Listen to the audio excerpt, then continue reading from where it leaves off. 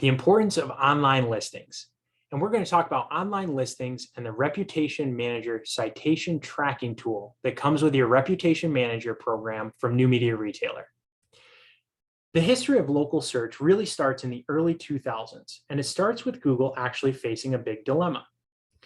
Google in the early 2000s realized that they wanted to return local businesses in their local search queries. The problem that Google has is that not a lot of local businesses had websites in the early 2000s because web development was so expensive as it was fairly new. So Google was sitting and scratching their heads saying, okay, how do we get local businesses into our search engine results? Fortunately for Google, around this time, the old school print directories, so the original yellow pages, had started taking their business data offline and started uploading this online onto these new online business directories. Google looks at this data and says, brilliant, now I've got access to all of these local businesses in a structured data format that I can go out and crawl.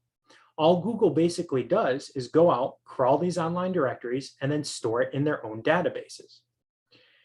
This then leads to the launch of what we now know as Google Maps and Google My Business in 2005. So Google does all this work and then launches Google Local in 2005. So after Google launches Google Maps, they've got a new challenge. And the new challenge is, look, how accurate is this data? How much can we trust, can we put into this data? And ultimately, how do I rank these local search results? If Google's got a website and lots of different data around a business, it's fairly easy for them to rank that in their search results. When Google doesn't really have a website for all these businesses, and all it has is the address information, they've got to come up with an entirely new algorithm. The only real data that Google has to go off is the business name, address, and phone number. Google then goes on to say, okay, I've got this data about your business. So we have a look at this example of Joe's Plumbing. What Google says is, okay, this is all of the data that I have in my database about Joe's Plumbing, but I'm not sure how much I trust I put into this data. I'm not sure how trustworthy and valid this business is. So what Google then does is goes out to other top directories to reconfirm the data that it has about a business. Google's going out and saying, okay, YP, yeah, that looks good. The more accurate and complete the data is on those directories, the more consistent it is with what's on Google My Business. This means you will have better visibility and Google will trust your local business listing. So the more accurate and complete that data is, the more your visibility will be. If your data is incorrect on these sites, then what it actually does is it damages your local search visibility. The reason for that is because Google isn't sure how much they trust they should put into it. And if there are conflicting data sources, it says, okay, this business might not be as valid and trustworthy as I thought. This really damages your performance in local visibility and search engine. The truth is that there's not just 3 or 4 sites. There's dozens of sites that Google is using to basically reconfirm your location data. So as a foundational step, it's very, very important to manage your listings data. To summarize the main reasons you should manage your local listings data, the first one is really to improve your visibility in Google. Nobody knows Google's local algorithm exactly, but what a company called Moz does is they take the top 40 local SEO experts on the planet and ask them a series of questions to try and ascertain movements and ranking factors for each year. Every year they go out and say, right, what do you reckon the most important factors are for Google's local search algorithm?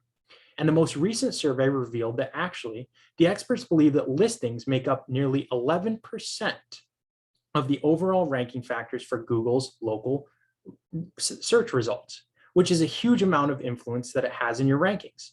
They also have an impact on the localized organic results. These are the traditional blue links that we see below the local pack in this search engine results page. To summarize, it's going to dramatically improve your own visibility in Google. The second reason is that if you run a search for a local search query like plumbers near me or lawyers near me, you'll notice that sites like Yelp and niche directories rank very, very high on the first page. The reason for that is because they have a lot of domain authority and Google puts a lot of trust into them. By being listed here, what happens is you have people searching for your services that will go into one of these directories. And if you're not listed there, you're going to lose out on lots of potential traffic that can be given to you for almost free by these sites. Optimizing your business for visibility in voice search is more important than ever, with 58% of consumers having used voice search to find local businesses information in the last year alone. Voice search devices like Google Home, Alexa, and Siri are all connected to directories in order to return business data when you speak to them. Let's take Google's Home Assistant, for example. If I start a voice search command to say, "Okay, Google, what pizza takeaways are near me?" Google is using its database to query your voice search through Google Maps, which will take data from a Google My Business listing. This process is similar across other platforms, with Alexa utilizing Bing and Siri using Apple Maps.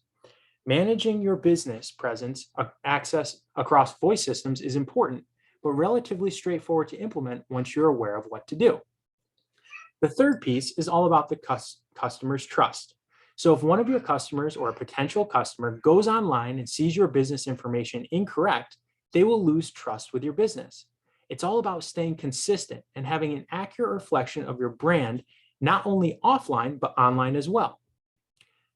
So this is what we do with the listings management.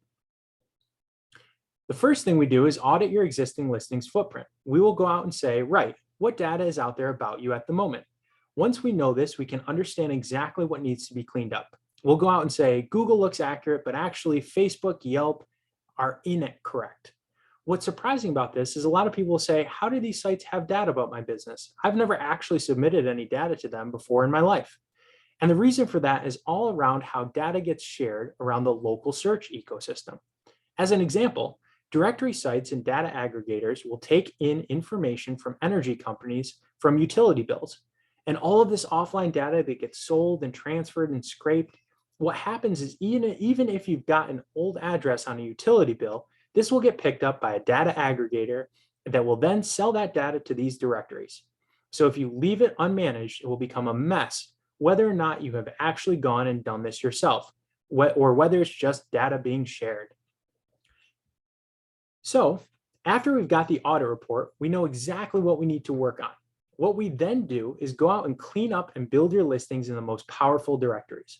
Where the listings are incorrect, we'll obviously look to update those listings and then build out new listings where they don't exist. The third thing we do is we build the campaign report. So at the end of this, we'll hand over a finished campaign report, which details all of the listings that we've built and updated for you, so you can have a record of that.